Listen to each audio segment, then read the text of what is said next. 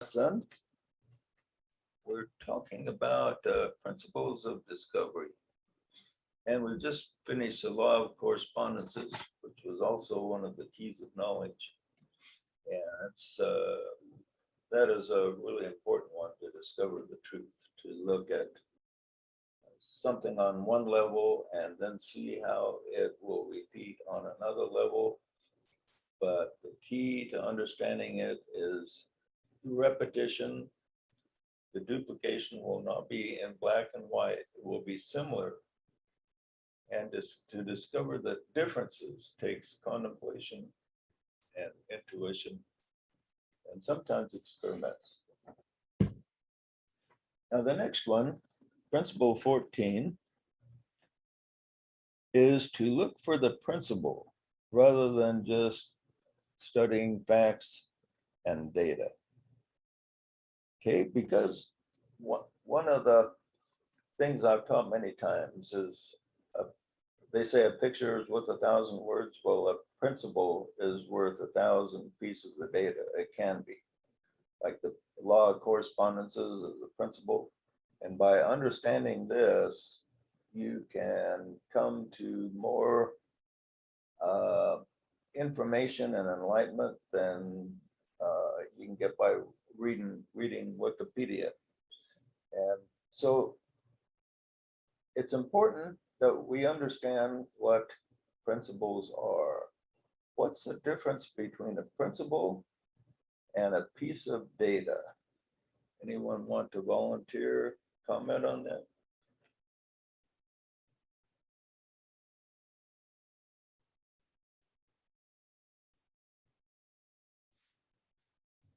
Let me put it this way. Say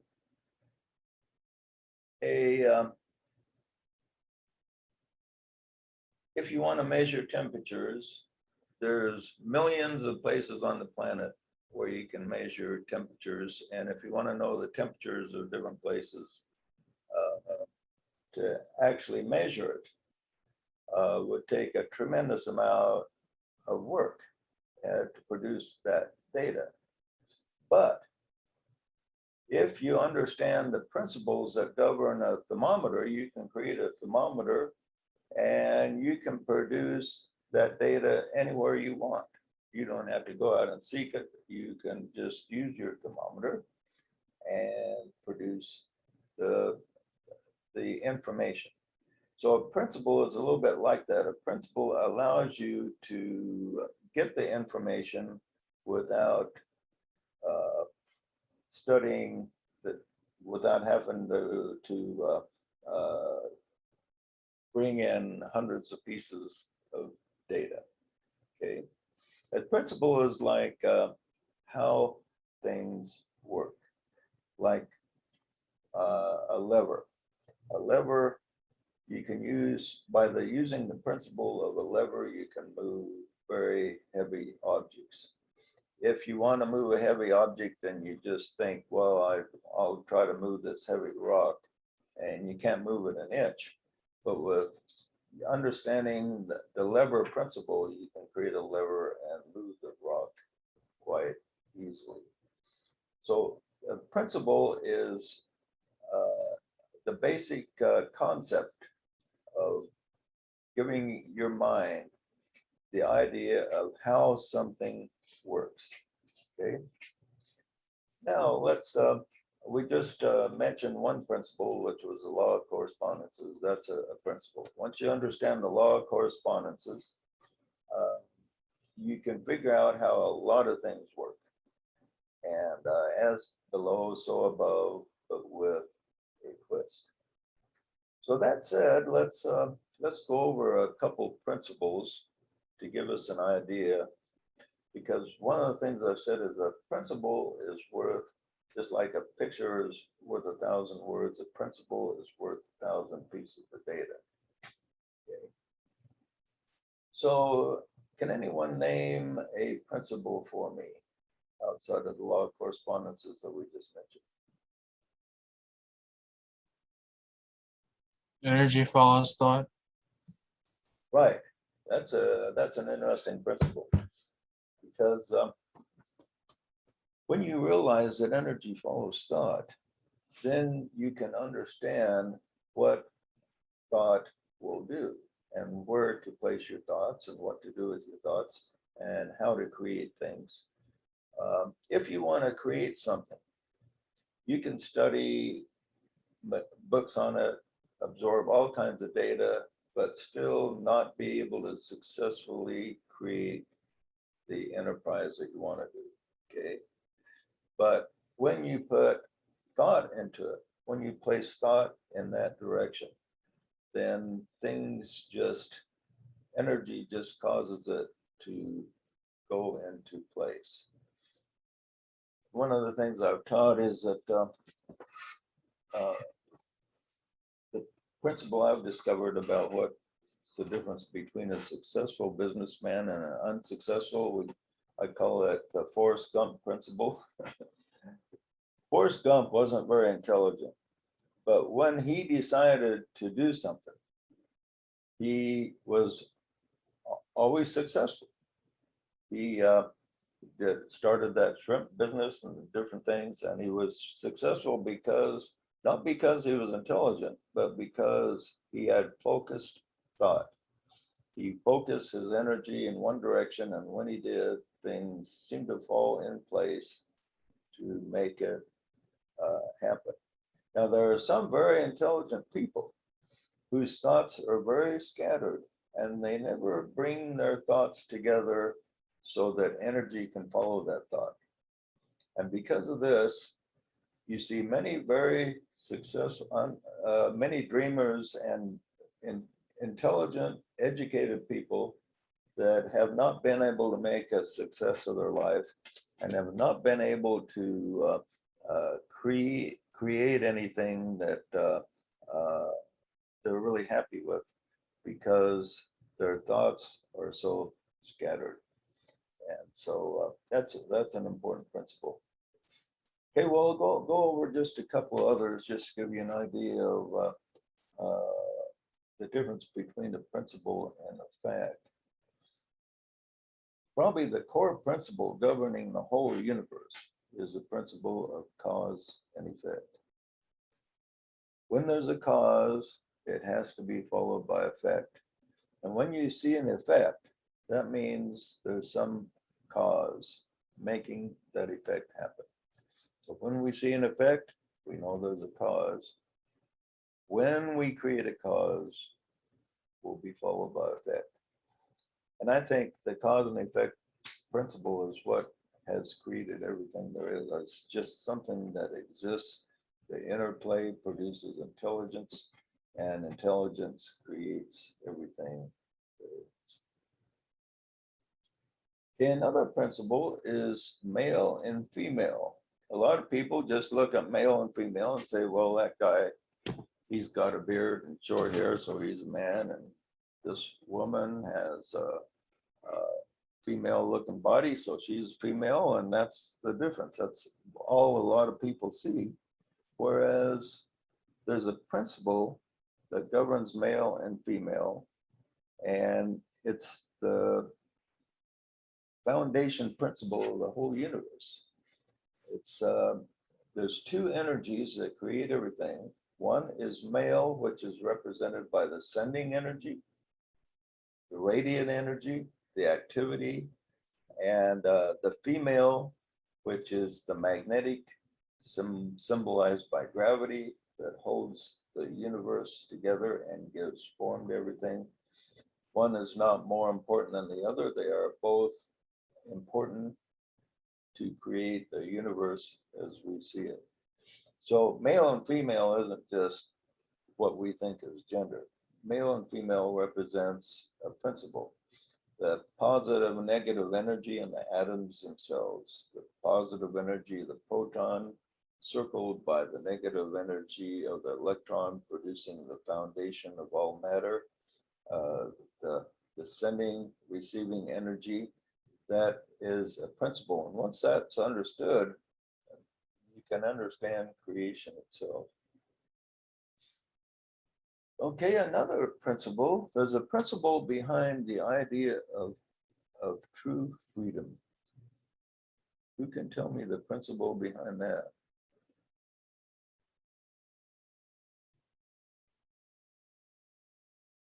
To not take freedom at somebody else's expense.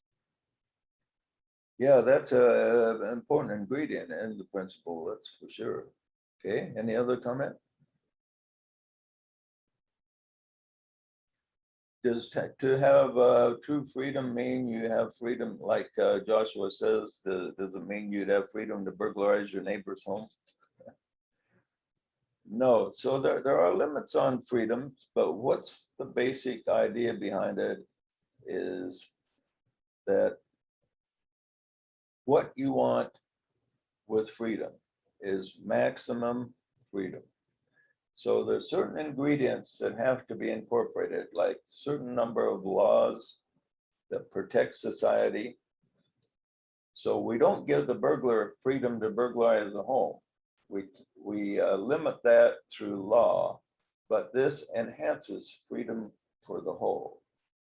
On the other hand, we don't make so many laws that you can't do anything. Then your freedom is restricted. We come down to that second key of judgment, where to find the true principle of freedom, we have to make a judgment as to the limitations and the lack of limitations that produce the maximum amount of freedom for the individual as well as the group. And that's the principle of freedom. And this is completely overlooked. When we hear our elected politicians talk about freedom, they talk about freedom from their group or their individual perspective. If they get more freedom to do what they want, then they're happy. They're not looking at the freedom of the whole. And freedom of the whole is what must be seen. Okay, another principle is a principle of good and evil. Any comment on what's the principle behind that?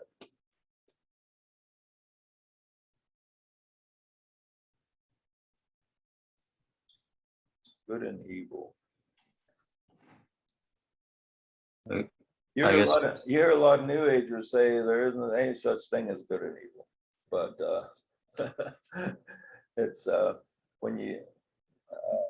But what they're doing is they're looking at the way that some ultra religious people define it, which isn't really very accurate. Yeah, who's making a comment there? Oh, I was gonna say, I mean, I was gonna take a little stab at it, but Okay. yeah, just that, good is what tends to take us toward progress, greater unity, greater freedom. Evil takes us backwards with separation and tyranny and that sort of thing. Right. I was going to add, could I add the ultimate fulcrum for any good versus bad or yin versus yang or anything is what is the greatest, what outcome would be the greatest good for all concerned? Okay. Great comments. Yeah, DK kind of gives a good insight on this. He kind of points out that good is that which takes us forward towards spirit and progression. And evil is that which takes us backward. So Hitler was evil because he wanted to take us back toward authoritarian rule. And we as a society were moving toward greater freedom of the individual and the group. So he was trying to take us backward, so that he was represented the direction that was evil. And the Allies represented the direction that was good because they wanted to ensure greater freedom for the whole. So they were pushing us forward, and the Axis nations were trying to take us backwards. So that's different than good and evil as seen by fundamentalist religions, which they think evil is like reading a Playboy magazine or having a drink or something like that, you know. So they have these little definitions of what's good and evil, saying a swear word and so on. So so I imagine Rick said his share of swear words, so he might not get into heaven by fundamentalist standards. But yeah, there's a lot in a lot of the religions of the world. A lot of the things they call evil are just really minor personality flukes, sometimes not even flaws. They're just personality differences. And of course, there are certain things that we all recognize as evil, like murder. Most of us, that is, even from the religious people to the atheists, recognizes certain basic things, like murder, rape, robbery, or wrong things to do. There's certain things that we've incorporated in our consciousness that we know should not be done. Okay. Another thing involving principles is cycles. Cycles is very closely attuned to the law of correspondences, because cycles tells us that things repeat over time. You've heard the phrase that history repeats itself. And history, it's a little bit like the law of correspondences. The law of correspondences, that which is above is like that which is below, but with a twist. Well, history keeps repeating itself, but with a twist also. So it's difficult to make an exact prediction as to where we're going with history, but you can take what's happening now and kind of look at a previous cycle. For instance, we can look at the Civil War period. Just before the Civil War, there was great tension between the left and the right, and it broke out in a civil war.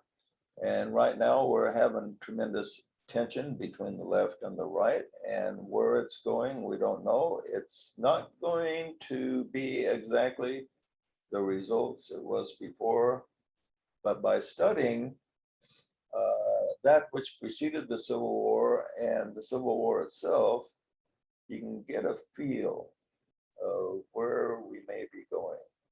So in cycles, you can look at a previous cycle and get an idea of where we're headed in this cycle.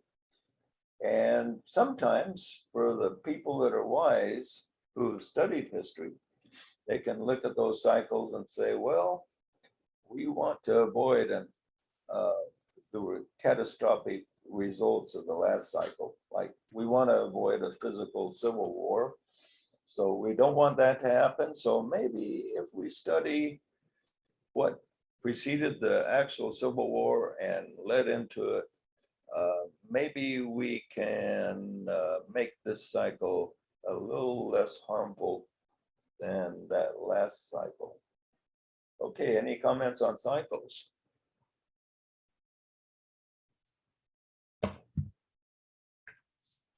Another principle is like harmlessness. Now, the great part about principles is you just can't put everything down in black and white. A lot of Buddhists and Hindus are into harmlessness, and so they will go out of the way to never step on a spider, or to say anything that may be harmful to another person. But sometimes to take the most harmless step actually may require breaking some eggs. And it's like during World War II, DK said that the pacifists who believed in harmlessness, he says, we're doing more harm than good, because he said Hitler needed to be defeated by any means possible. And these pacifists, if they had their way, Hitler would wind up conquering the world. And so even though DK taught a lot about the principle of harmlessness, he pointed out there is right and wrong ways to pursue it. Sometimes the most harmless direction will be something that will produce quite a disturbance for a period of time. But if that disturbance will come and go, so it's followed by peace, then that may be the most harmless direction. Now let's look at Christ. We often see him as a great example of harmlessness, yet he created angry people quite often wherever he went. So the religious authorities of the time did not see him as being harmless at all. So harmlessness, when you understand the principle, you want to understand that it's just not black and white. It's a principle that must be understood. Okay, any comments on harmlessness?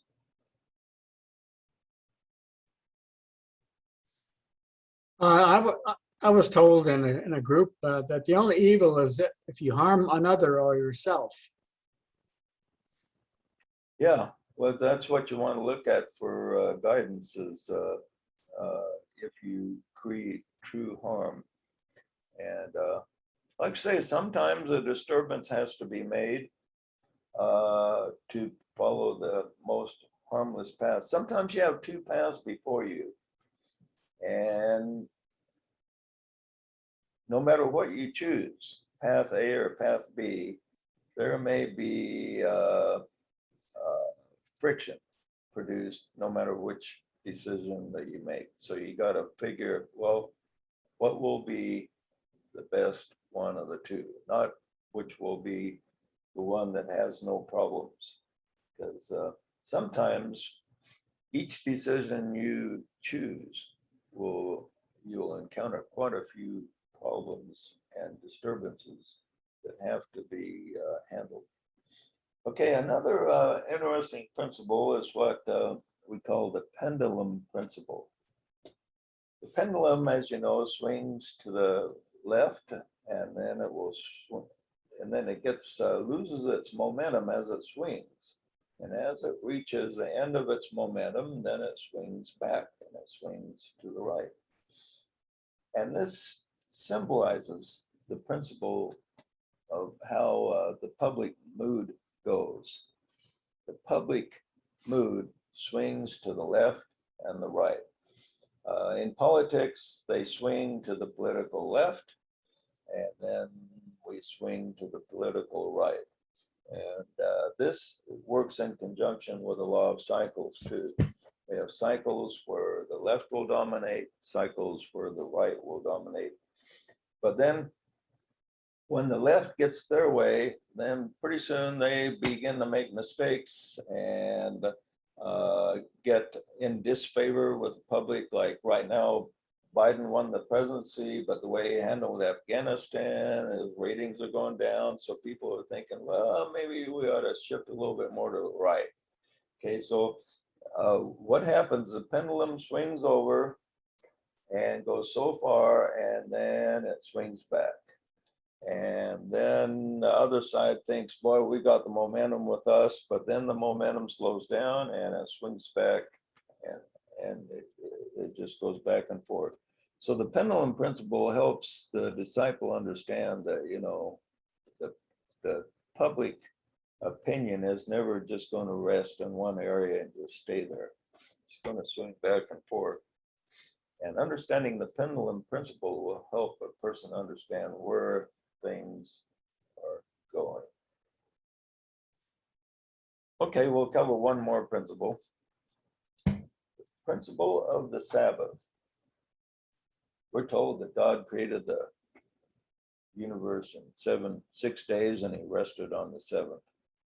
And the seventh was called the Sabbath. Now, Moses, when he gave the laws on the Sabbath. He just said the written law said that on the Sabbath you're just not supposed to work. So they took this to heart, and they said, well, what is work? Let's define what is work. So they made hundreds of different rules as to what work was. So on the Sabbath day, they had hundreds of different things they couldn't do because it would be considered work. Just one thing I remember hearing was that if your moccasins had too much weight, or the shoes that you're wearing, whatever they wore back then, were too heavy, you couldn't wear them because that would be considered work. Okay, you had to wear something that was very light with no nails or anything, okay, on the Sabbath. That was just one of the things. So they made hundreds of little rules about what was work and wasn't work. What they didn't look at was the principle of the Sabbath. Got any idea what the principle behind the Sabbath is? You work for a period of time until your work is successful, and then what do? Take a break.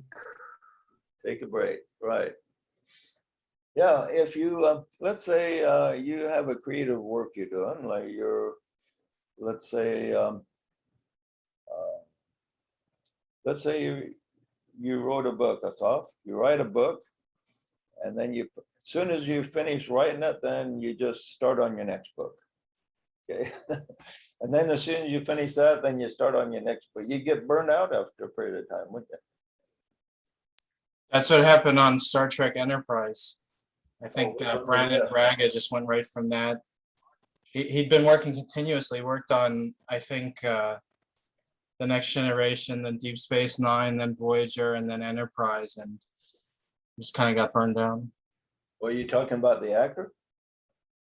Or No, he was a producer or something that worked on all that stuff. Oh, yeah. So what's the healthy thing to do after you finish a job? Oh, I'll pick on you, Joshua, since your face is on the screen.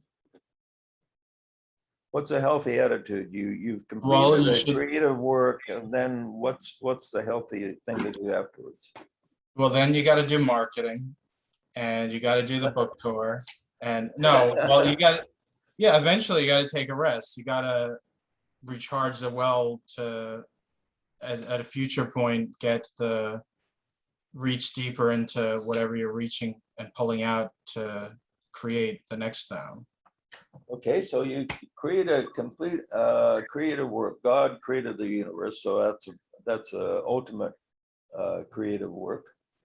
And then after you perform a creation, let's say you've drawn a picture, you've built something, you build a ship in a bottle or whatever, you maybe have a hobby, or maybe you put together a 1,000-piece puzzle. After you finish a work, the first thing you do is, I would say, you savor it, and God did this in the book of Genesis. He pronounced it good. Okay. So after he completed his creation, he said, this is good. Okay. So when you complete your creation, you get a sense of, once you do it where you feel like you've done it right, you have that sense of savoring it, where you think, this is good.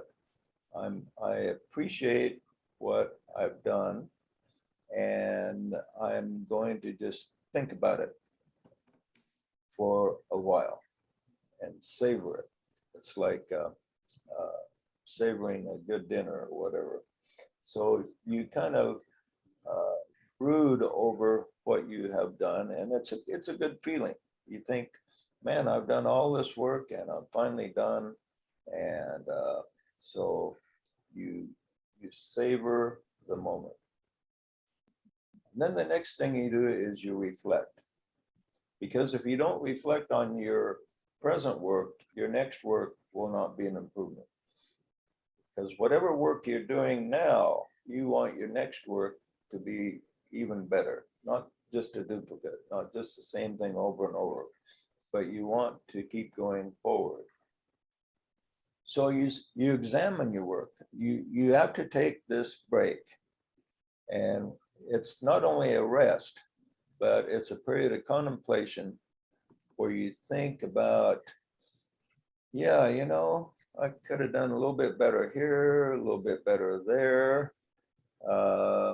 I'll use what I've learned to do even greater, more productive things in the future. Okay? And so you take this period to contemplate the work that you have done. And then the next period in the rest is you contemplate what you're going to do next. And this is part of the rest. You're not really working yet, but you're just sitting back, absorbing things, letting ideas flow through your head, thinking of everything you've done, and thinking, what will I do next? And so you go through a period of contemplation, picking your next job, picking your next endeavor. What will I do next? And so the person needs this Sabbath. He works for 6 cycles, and then he rests for one major cycle, which isn't necessarily a 7th of a time period. It's whatever time period is necessary. So you can't really do this in black and white, like exactly 1/7 of your time is spent in this endeavor. You spend the time that is necessary that will be gauged by your own soul. And this will tell you how to prepare for your next endeavor. And on which day do you put pictures on Facebook? Which day? Yeah. Which day do you put them on? As soon as the project's done, usually. Yeah. So really, the true principle of Sabbath doesn't have anything to do with any particular day of the week. It has to do with taking a rest after you have completed a labor. It's like the old saying goes, all work and no play makes Johnny a dull boy. It's a lot of truth to that. You have to have a break where you contemplate, just sit back, rest, take some time to play, which is also an important ingredient. Take a certain amount of time just to be frivolous. Have you ever noticed that you to stay healthy, you need to spend a certain amount of time just doing nothing, nothing really productive. And sometimes when you're doing nothing, you'll be hit with ideas just out of the blue that are actually very productive. So you just never know. Okay, any more questions on principles? That'll give you an idea of how much more valuable understanding a principle is over understanding the fact. So if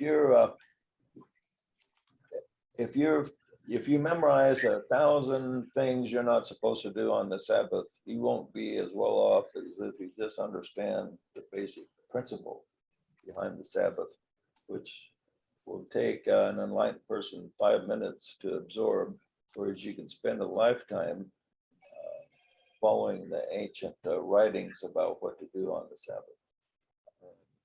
Still not understand it. So following the principle is very helpful. And we've all seen people who seem to impress others with their intelligence, but something seems missing in some of these people that are like super intelligent, because they just seem to have the principle go over their heads. For instance, you may encounter somebody that they may explain something using big words, facts, give all kinds of details. They seem to have a super memory. They come up with all kinds of big words. And but but you don't really understand what he's talking about. Maybe the guy has not demonstrated a practical application of knowledge in his own life. But we encounter these people regularly, and some of them are maybe have been some of our teachers in the past. Some teachers are really good, and some of them seem to be entertaining themselves with their own intelligence and so on. But perhaps the important thing is for a person to be able to make a practical application of his knowledge in his own life. So it seems like some of your friends who seem average, you probably noticed, have more common sense than some of the intellectuals that you've met. You notice that, Rick, that some just kind of average dudes out there seem to have a lot more common sense than highly educated, articulate people? Yes, there's an old saying that there's nothing common about common sense. Yeah, I worked on construction a couple of years when I was young, and I was, you know, some of those guys you talk to, just common laborers and so on, or have quite a bit of common sense compared to people that are highly educated. So you just never know where you're going to find the common sense, the person with the most sense about it. It's the person that kind of sees the big picture. Sometimes, well, there's a scripture that says that Paul was complaining that there's a lot of people that are ever learning and never coming to knowledge of the truth. We could say there's a lot of people out there that are ever learning, but they never see the principle behind things. And that's what a person has to do, is to see the principle if his learning is going to be worthwhile. So some having many pieces of knowledge are like those that are trying to put together a puzzle. By studying the pieces to the puzzle, rather than finding the picture on the box and seeing what it is they're trying to put together. So imagine how hard it would be to take a 1,000-word jigsaw puzzle and not have the finished picture to look at. Okay, it'd be extremely hard to put together. When you see the principle of the thing, it's like seeing the picture, so you know what you're trying to put together. If you see that picture and have it as a guide, then you can complete the puzzle much, much faster than if you don't have a picture. If you don't have a picture, you may never get that puzzle put together. So it's a big help to know what the final picture you're trying to put together is like. Well, let us examine something that involves a principle in two ways of looking at it. Is the two ways of looking at facts is the black and white, and then or the overall picture. And this is what has to be done, is we have to look at the overall picture to be able to see the principle.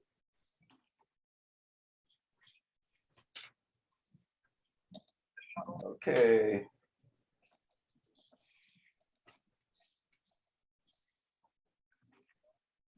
See what else I got here.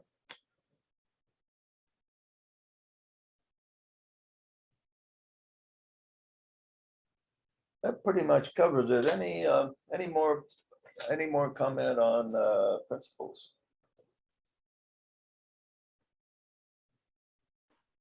Well, this is a principle that you can give a person the fish and they eat for one day, or you can teach them how to fish and they can eat for the rest of his life.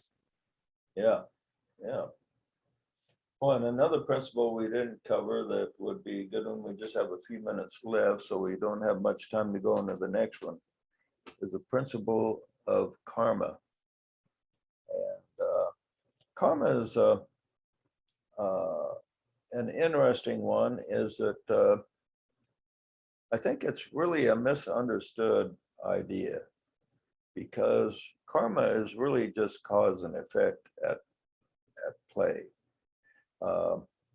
And a lot of Christians and fundamentalists, as well as some other spiritual divisions, think that karma does not exist. But karma is definitely something that does exist, and there's positive and negative karma. Karma is like either positive or negative effects that are in the bank for you, so to speak. So negative karma is like taking a loan out at a bank that needs to be paid back. And positive karma is like putting money in the bank that you can withdraw anytime that you wish. And so, and the positive and negative karma are produced by cause and effect. So if you, it's just like money in the bank is produced by a cause. You went out and earned the money, creating the cause of the money coming to you. You put it in the bank, and it's available when you need it. And so people that have good karma seem to have a lot easier life, because they're cashing in this particular life of effects that have accumulated in their karmic bank. And also, speaking of the Sabbath, one more thing I could say about that is we also have what I call a Sabbath life. As you'll notice that about 1 person out of 7, not an exact thing, but approximate, seems to have a pretty easy life. So every once in a while, you know, each life we incarnate into, there's a lot of problems to solve. And some lives are a lot harder than others. And there's more volunteers for the difficult lives than the easy lives. But let's say Ed here had 6 really hard lives, and now he thinks, well, man, I need a little break. So he decides to be incarnated into a fairly wealthy family, and he gets life is a lot easier. He gets all the education he wants, and gets a good head start. And this life is a little bit easier, and he wonders, well, how come I'm so lucky? Well, he's not really lucky. His last 6 lives were pretty tough, and he just deserves a little bit of a break. And so that Sabbath just plays out in all kinds of different areas. Okay, the next principle we're going to talk about next week. I'll just read it, and then we'll foment on that and talk about it next week. You take that belief, which is embraced by the world, and look in the opposite direction. In this opposite direction, much truth lies hidden. That's a pretty interesting one, and we'll discuss that next week. Any comments or questions before we wrap it up?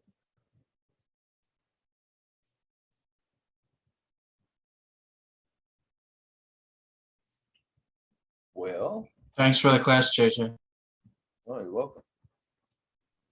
We will see. Karma isn't necessarily good or bad, because it's all a good experience. Yeah, everything is really part of karma, because you can't go an hour without undergoing cause and effect. Okay, good to see everybody, and good vibes and good meditation we had. So we will see you next Sunday at 10 a.m. all being well. Thank you. Bye-bye. Thanks. Bye, everyone. Next week.